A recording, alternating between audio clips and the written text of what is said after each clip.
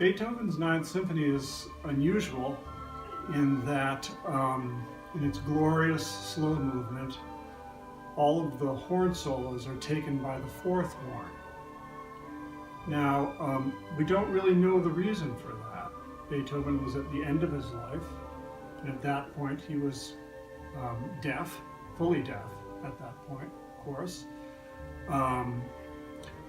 There has been for many years conjecture that it was given to the fourth horn, the various solos in this movement, because the fourth horn player allegedly owned a very early version of a valved instrument.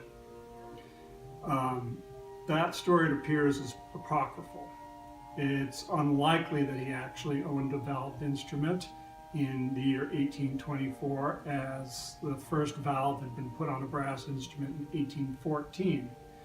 And at any rate, Beethoven, being deaf, would have never heard a valved instrument of any sort, trumpet, horn, or any other of the various brass instruments that came into existence shortly thereafter.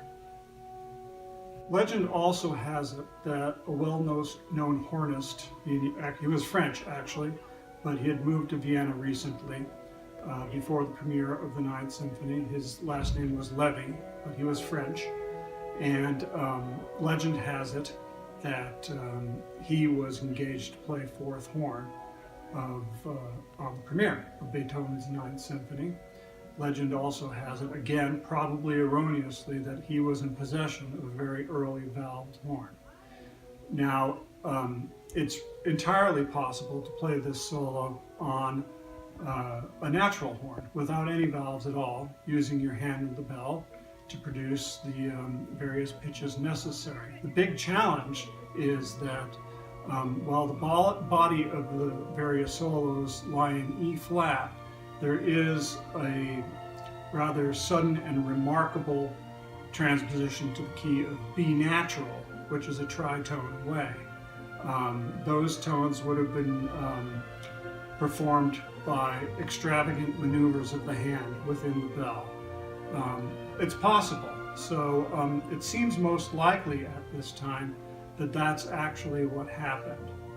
But because of the difficulty of these various solos and that sort of extravagance transference of key, that theories arose that a valved horn must have been used at this premiere.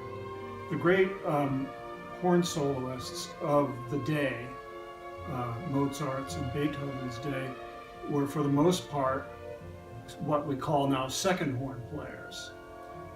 So they were expected to be able to play well into the low register and with their virtuosity play through the various registers of the horn. Extreme high horn playing was left to extreme high horn specialists, and there's very little, practically none, solo repertoire for those players.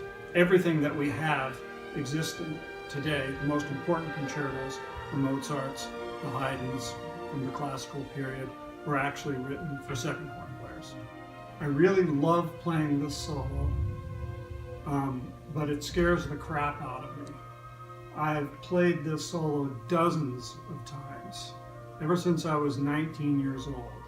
At my very first performance, I had an unfortunate event in this solo, and since then it's weighed heavily on me to perform it.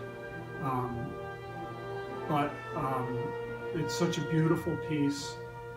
The third movement of the Ninth Symphony is such a remarkably transcendent piece of music, like something from a different world, that I simply can't resist the opportunity to play it over and over again.